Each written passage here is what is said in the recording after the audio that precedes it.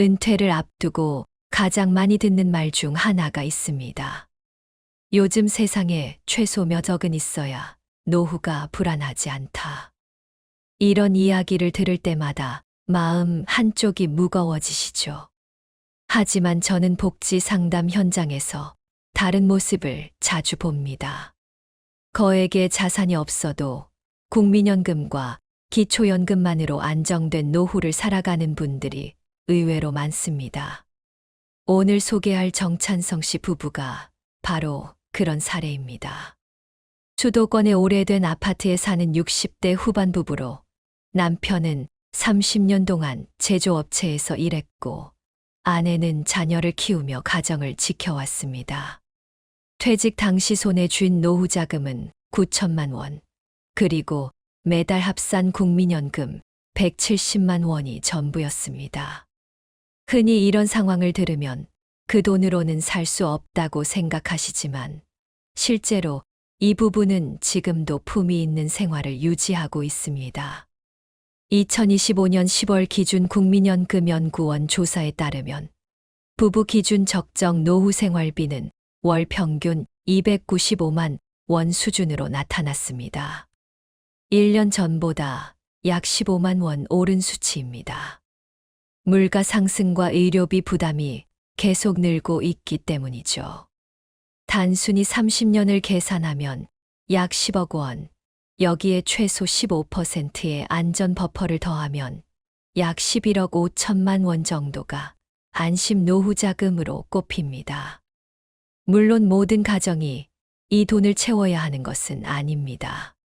중요한 것은 남의 기준이 아니라 내 가정의 현실적인 지출 구조를 파악하는 일입니다.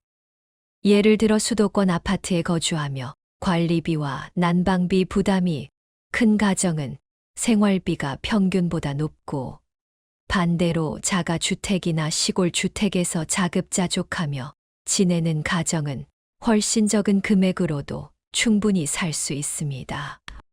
따라서 노후 설계를 세울 때는 평균보다 나의 현실을 기준으로 잡는 것이 현명합니다. 2025년 현재 고령층이 가장 크게 체감하는 부담은 의료비입니다. 당뇨, 고혈압, 관절염 같은 만성질환 관리가 본격화되면서 평균적으로 매달 45만 원의 의료비가 들어갑니다. 최근 건강보험 본인 부담률 조정으로 일부 진료, 항목의 지원이 줄어 실지출이 오히려 늘어난 경우도 있습니다.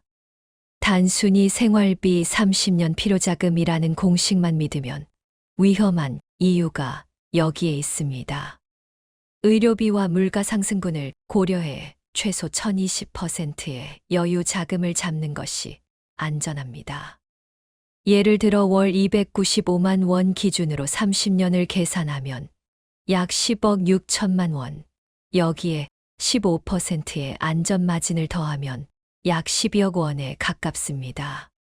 이 수치가 현재 전문가들이 말하는 기준선입니다.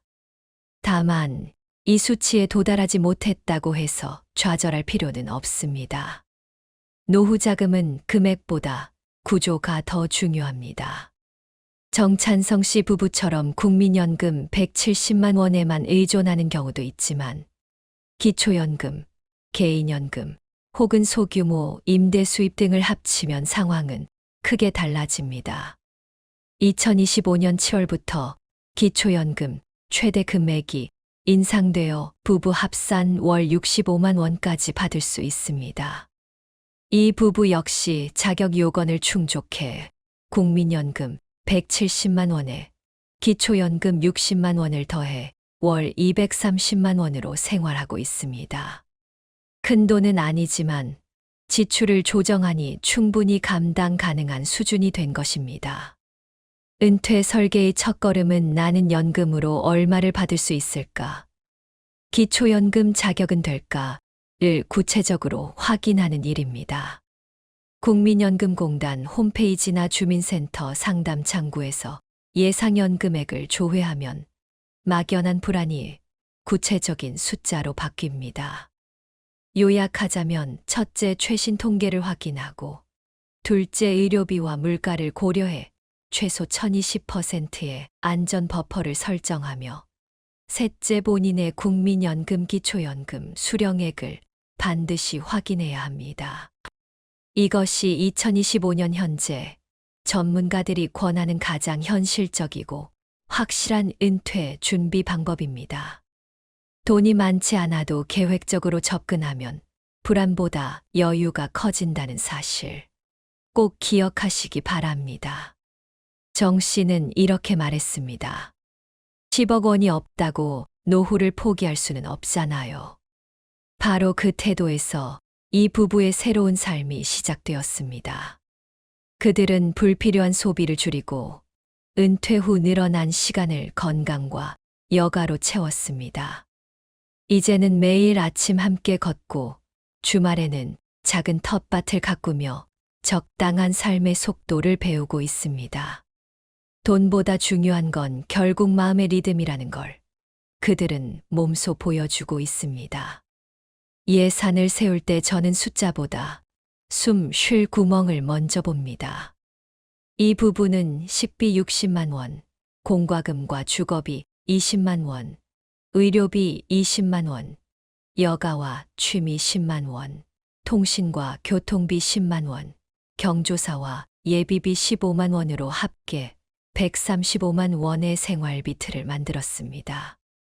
연금 170만 원 가운데 20만 원은 비상금으로 분리했고 남은 15만 원은 매달 예금 또는 예비 통장에 모아 현금 흐름을 안정시켰습니다.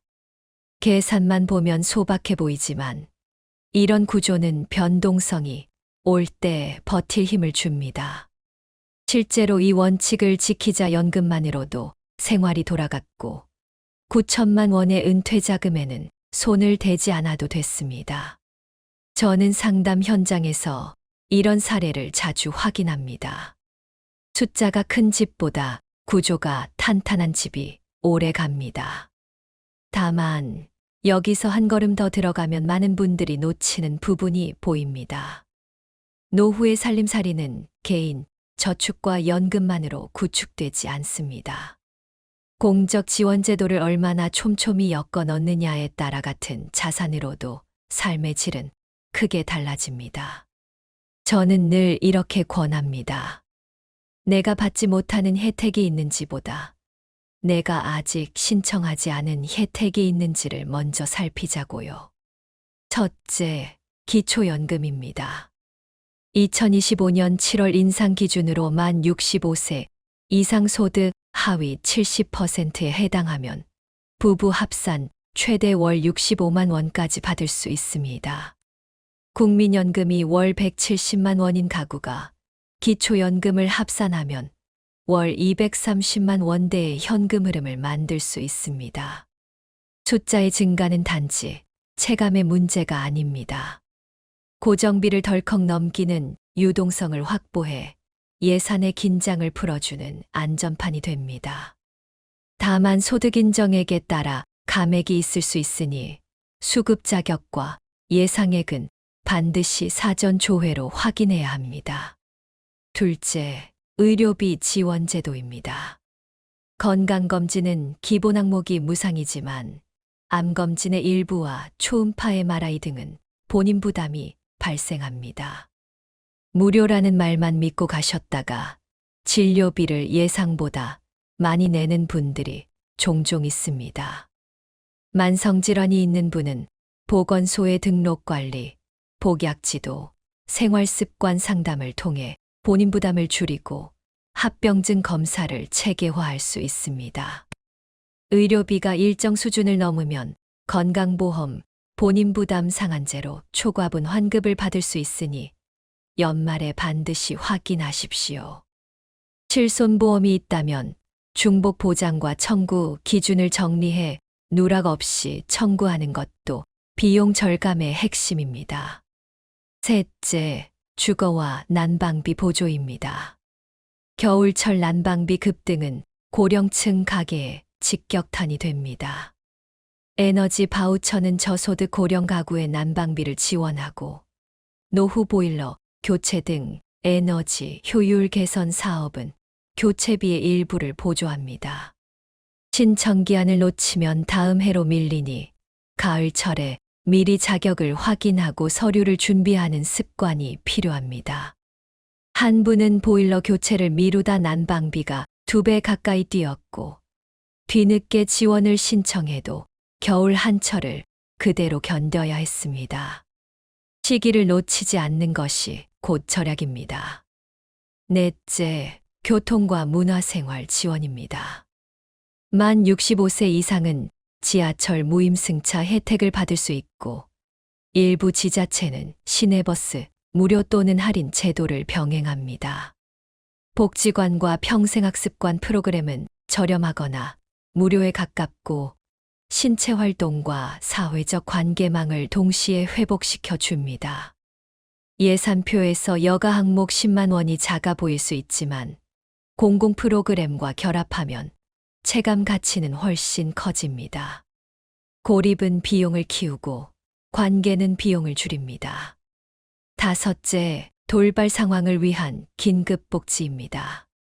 갑작스러운 입원, 주거 위기, 자녀의 일시적 지원 부담이 생기면 주민센터에 긴급복지 지원으로 의료비, 생계비, 주거비를 단기간 지원받을 수 있습니다.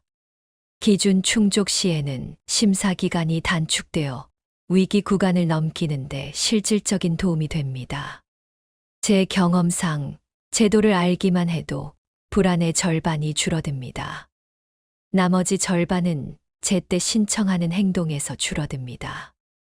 이 모든 제도를 엮어보면 처음에 135만 원 예산 틀은 더 단단해집니다.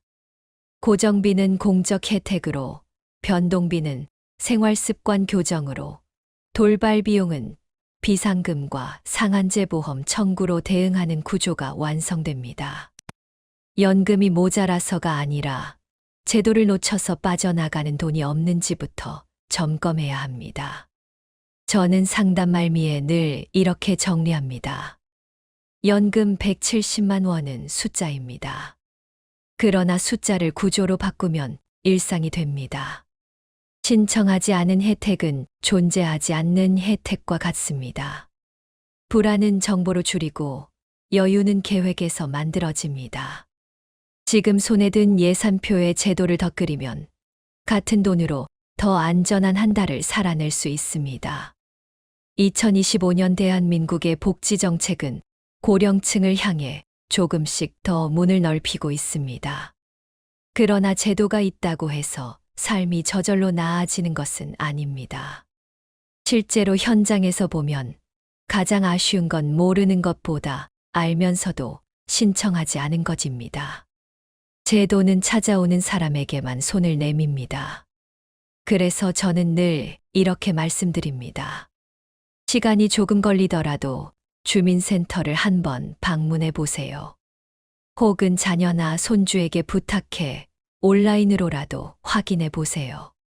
단 30분의 수고가 앞으로 30개월의 여유가 됩니다. 요즘 은퇴자들의 가장 큰 위협은 생활비 부족이 아니라 사람의 마음을 노리는 금융사기입니다.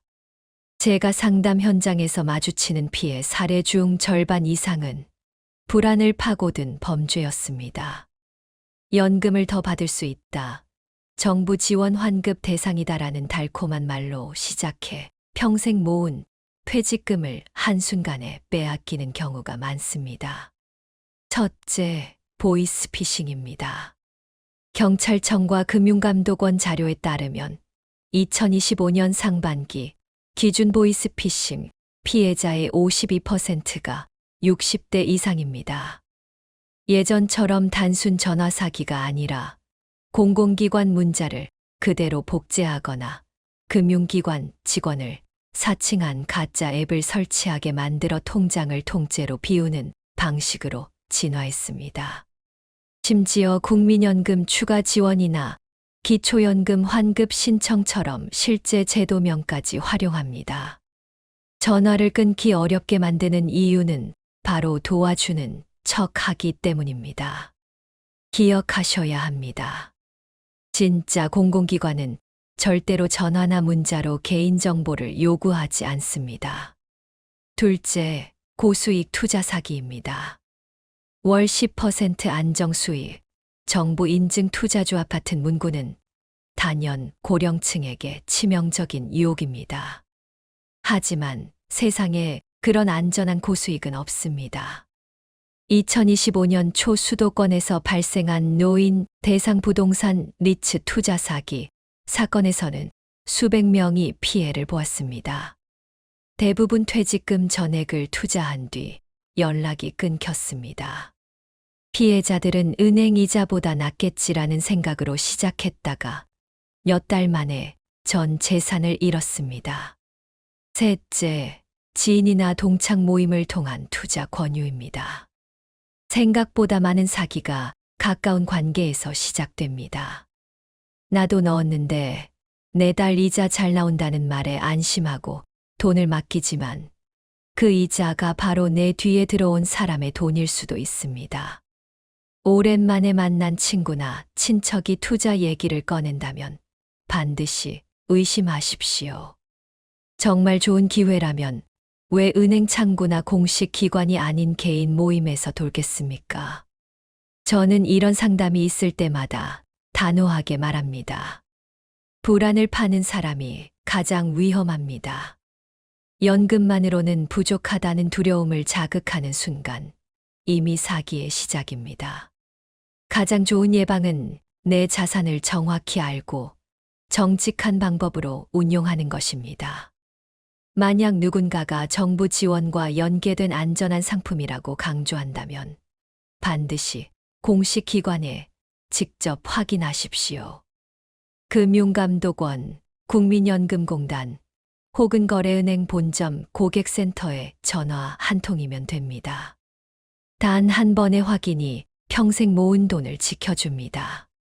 또한 각 지역복지관이나 평생학습관에서 운영하는 시니어 금융안전교실 같은 교육 프로그램을 활용하십시오.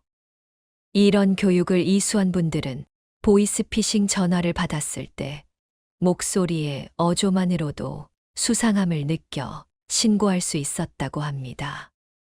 예방은 지식이 아니라 훈련된 반응에서 시작됩니다. 마지막으로 제가 꼭 드리고 싶은 말이 있습니다. 은퇴 후 가장 큰 적은 물가도 의료비도 아닙니다. 바로 한 번에 해결하겠다는 조급함입니다. 정직한 금융상품은 언제나 복잡하고 설명이 길며 서류가 많습니다. 반대로 너무 쉽고 너무 높은 수익을 보장한다면 그것이 바로 경고입니다. 돈을 지키는 사람은 숫자를 잘 보는 사람이 아니라 의심할 줄 아는 사람입니다. 요약하자면 낯선 전화나 문자에 절대 개인 정보를 넘기지 말고 수익률이 비정상적으로 높은 상품은 무조건 피하며 조금이라도 의심이 생기면 반드시 공식 기관을 통해 확인해야 합니다. 이것이 2025년 지금 노후 자산을 지키는 가장 현실적이고 확실한 방법입니다. 상담을 하다 보면 정찬성 씨 부부처럼 연금과 소박한 자산으로도 안정적인 노후를 보내는 분들이 있는가 하면 전혀 다른 상황에서 스스로 균형을 찾아가는 분들도 계십니다. 특히 혼자 사는 어르신들의 이야기는 우리에게 많은 것을 생각하게 합니다. 서울의 72세 이모 씨는 5년 전 배우자를 잃고 혼자가 되었습니다. 자녀들은 모두 독립했고 그의 월 수입은 국민연금 85만 원과 기초연금 40만 원으로 약 125만 원 정도입니다. 처음에는 이 돈으로 어떻게 살까라는 두려움이 컸지만 그는 하나씩 생활 구조를 바꾸며 안정을 찾아갔습니다. 첫째, 주거 조정입니다. 예전에는 25평 아파트에서 살았지만 관리비 부담이 컸습니다. 지금은 15평 공공임대주택으로 옮겨 월세는 국민연금 범위 내에서 감당할 수 있게 했습니다. 공간은 줄었지만 관리비가 절반 이하로 줄었고 단지 내 비슷한 연령대의 이웃들과 교류가 생기면서 외로움이 오히려 덜해졌습니다. 둘째, 식생활의 변화입니다. 하루 세 끼를 혼자 차리기보다 복지관 급식과 경로 식당을 적극 이용했습니다. 한 달 식비는 25만 원을 넘지 않았고 무엇보다 함께 식사하는 시간이 정신적 안정으로 이어졌습니다. 혼밥이 줄어드니 하루의 리듬이 생기고 건강도 좋아졌습니다. 셋째, 사회적 관계 확장입니다. 배우자를 잃은 뒤 한동안 우울감이 있었지만 평생학습관 스마트폰 강좌와 주민센터 합창단에 참여하면서 활력을 되찾았습니다. 일주일에 2번 합창 연습을 하고 스마트폰 수업 덕분에 손주들과 화상통화도 자유로워졌습니다. 외로움을 피하려 노력한 것이 결국 새로운 일상의 동력이 된 셈입니다. 넷째, 의료비 관리입니다. 당뇨와 관절염을 앓고 있는 그는 지자체 만성질환 관리 프로그램에 등록했습니다. 보건소의 정기 상담과 약제비 지원으로 의료비가 월 30만 원에서 15만 원 수준으로 줄었습니다. 병원을 자주 가야 하는 불안이 줄자 마음의 여유도 커졌습니다. 결국 그는 자산 규모가 아니라 구조를 바꿔 노후의 안정을 만들었습니다. 주거비를 줄이고 공공 지원을 활용하고 사회적 관계를 유지한 것이 핵심이었습니다. 비슷한 시기에 지방 중소도시에서 만난 68세 김 모 부부의 사례도 있습니다. 두 자녀가 모두 해외에 있어 실질적으로 부부 둘만의 삶을 꾸립니다. 자가주택에 살며 국민연금 120만 원, 원룸 임대 수입 40만 원, 기초연금 40만 원으로 월 약 200만 원의 소득을 꾸준히 유지합니다. 오래된 단독주택 일부를 리모델링해 학생에게 임대한 것이 계기였습니다. 소득 다변화와 관계 회복이 동시에 이루어진 사례입니다. 임차인과 차를 나누며 대화하는 시간은 생활의 활력소가 되었습니다. 이 두 사례는 같은 결론을 향합니다. 안정된 노후는 몇 억 원의 자산에서 시작되는 것이 아닙니다. 내 상황을 인정하고 규모를 줄이며 공공제도를 적극 활용하고 작은 부수입과 관계망을 유지하는 것에서 비롯됩니다. 많은 분들이 나는 혼자라서 불안하다, 자녀와 멀리 떨어져 있어서 걱정이다라고 말씀하십니다. 그러나 현실에는 혼자서도 멀리서도 품이 있고 단단하게 살아가는 분들이 많습니다. 중요한 건 남과 비교하지 않고 나의 삶을 최적화하는 것입니다. 은퇴 후 재정관리의 핵심은 지출 관리의 습관화입니다. 수입이 줄어드는 시기에는 절약이 저축보다 강력한 힘을 가집니다. 저는 상담 자리에서 자주 이렇게 말씀드립니다. 돈을 버는 기술보다 지출을 조절하는 습관이 더 오래 갑니다. 그 습관이 결국 당신의 연금보다 든든한 자산이 됩니다. 첫째, 식비 절약은 줄이기가 아니라 관리하기입니다. 많은 어르신들이 마트에서 장을 보다 보면 계획에 없던 물건을 담기 마련입니다. 저는 상담 때 이렇게 말씀드립니다. 식비 절약의 핵심은 식단표입니다. 첫째, 전단지를 미리 확인하고 할인, 품목을 중심으로 일주일 식단을 세우는 것. 둘째, 저녁 7시 이후 할인 판매되는 반찬 채소를 활용하는 것. 셋째, 대형마트보다 재래시장을 이용하는 것입니다. 이 세 가지 습관만 지켜도 식비의 20% 이상을 줄일 수 있습니다. 실제로 상담자 한 분은 이 원칙으로 한 달 식비를 10만 원 절약했고 식재료의 신선도 덕분에 건강도 좋아졌다고 했습니다. 값을 아끼니 몸이 먼저 달라졌다는 말이 인상적이었습니다. 둘째, 공과금 관리입니다. 2025년 들어 전기가스 요금이 연달아 인상되고 있지만 절약의 여지도 큽니다. 집안 조명을 LED 전구로 바꾸면 전기요금이 20% 이상 절약되고, 보일러 온도를 1도만 낮춰도 한 달에 1만 원 정도를 아낄 수 있습니다. 여름엔 선풍기를 에어컨과 병행하고, 겨울엔 내복과 전기장판을 활용하면 난방비 부담이 크게 줄어듭니다. 또한 각 지자체는 에너지 효율 개선 지원 사업을 통해 낡은 보일러 교체비를 일부 보조하니 가을철 미리 점검해 두는 것이 좋습니다. 셋째, 통신비 절약입니다. 아직도 많은 어르신들이 데이터 사용량에 비해 고가 요금제를 유지하고 계십니다. 2025년 현재 통신 3사 모두 시니어 전용 요금제를 출시해 월 2만 3만 원대 요금으로 충분히 사용 가능합니다. 특히 영상통화나 카카오톡 정도만 이용하신다면 저가 요금제면 충분합니다. 자녀나 손주의 도움을 받아 요금제를 변경하면 한 달 3만 5만 원, 1년이면 40만 60만 원의 절약 효과가 생깁니다. 넷째, 교통비 절약입니다. 만 65세 이상이면 수도권 지하철 무임승차가 가능하고, 일부 지역은 시내버스도 무료 혹은 절반 요금으로 이용할 수 있습니다. 최근에는 시니어 공용 콜밴 서비스를 운영하는 지자체도 늘고 있습니다. 병원이나 복지관 이동 시 이용하면 교통비뿐 아니라 이동의 불편도 줄일 수 있습니다.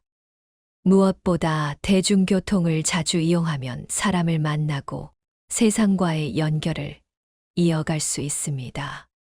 절약이 관계로 이어지는 순간입니다. 다섯째, 문화생활입니다.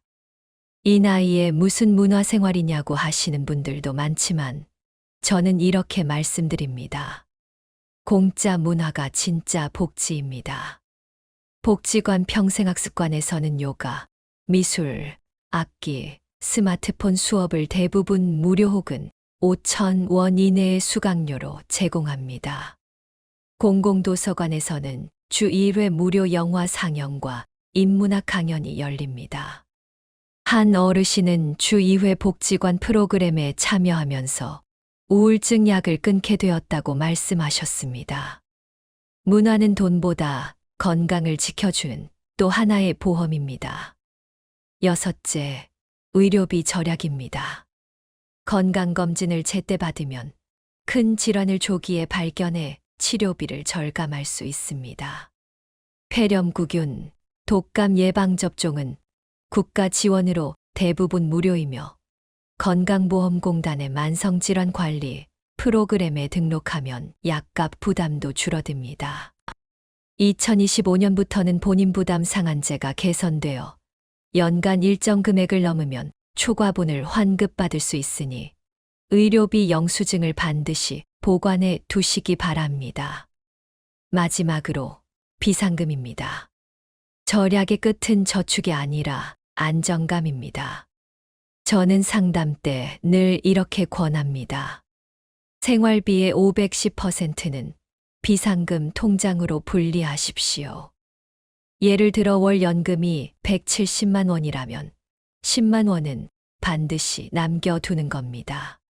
갑작스러운 병원비나 경조사비가 생겨도 마음이 흔들리지 않습니다. 계획된 여유는 두려움을 이기는 가장 확실한 힘입니다. 결국 노후의 품위는 돈의 크기보다 습관의 깊이에서 나옵니다.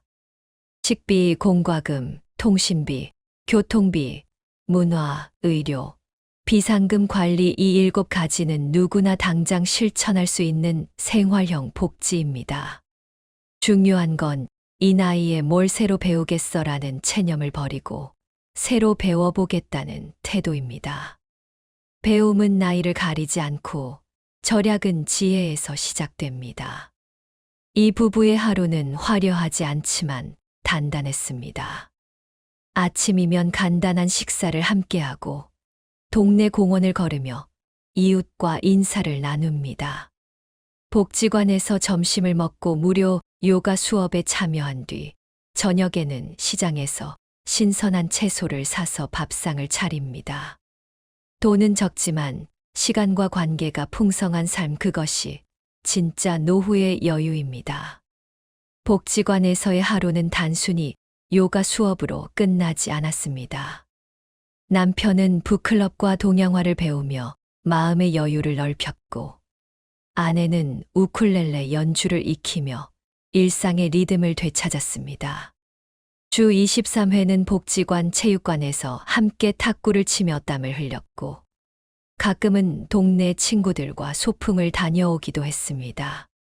지난해에는 일본 온천 여행과 부산, 제주 여행도 다녀오며 우리가 늙었다기보다 시간이 천천히 흐를 뿐이라며 웃었습니다. 정 씨 부부는 이렇게 말했습니다. 소소하지만 따뜻한 삶이야말로 진짜 부유함이에요. 물론 계획대로만 흘러가진 않았습니다. 오래된 보일러를 교체하는데 230만 원이 들었고, 남편은 당뇨와 고혈압 초기 진단을 받아 의료비가 다소 늘었습니다. 자녀의 일시적인 지원 요청과 가족 경조사비도 있었지만, 미리 마련한 비상금과 철저한 예산 관리 덕분에 생활이 흔들리진 않았습니다. 위기 때마다 그들은 당황하지 말고 계획대로 가자는 약속을 서로에게 되새겼습니다. 이 부부가 예상치 못한 상황에도 무너지지 않았던 이유는 단순히 통장에 돈이 남아 있었기 때문이 아닙니다. 진짜 힘은 함께 계획하고 함께 격려하는 태도에서 나왔습니다. 저는 수많은 상담을 통해 느낍니다. 노후의 안정은 숫자에서 오지 않습니다. 태도에서 옵니다. 정 씨 부부의 삶이 특별한 이유는 돈이 많아서가 아니라 방향이 분명했기 때문입니다. 그들의 철학은 단순하지만 명확합니다. 첫째, 건강을 잃으면 돈도 의미가 없다. 둘째, 소득에 맞춰 사는 습관이 진짜 여유를 만든다. 셋째, 돈보다 마음이 중요하다. 넷째, 자식보다 부부의 행복이 우선이다. 다섯째, 없으면 없는 대로, 있으면 감사하며 산다. 이 5가지 원칙은 위기의 순간마다 부부를 지탱해 주었습니다. 손에 쥔 돈이 남들보다 적다고 걱정이 앞서십니까? 하지만 누군가는 그보다 훨씬 적은 돈으로도 행복하고 단단하게 살아갑니다. 중요한 건 금액이 아니라 태도입니다.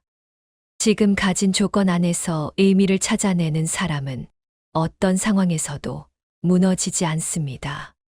저는 오늘 이 이야기를 통해 분명히 말씀드리고 싶습니다. 몇 억이 있어야 노후가 가능하다는 말에 흔들리지 마십시오. 그 말은 불안을 키워 상품을 팔려는 세상의 소음일 뿐입니다. 진짜 노후 준비는 마음의 구조를 세우는 일입니다. 현실을 받아들이고 계획을 세우고 그 안에서 감사할 줄 아는 것, 그것이야말로 노후의 품격입니다. 오늘의 이야기가 막연한 두려움 대신 나도 다시 시작할 수 있다는 작은 용기로 이어지길 바랍니다. 지금 이 순간 여러분의 인생 후반전은 여전히 원더풀할 수 있습니다. 지금까지 원더풀 인생 후반전이었습니다.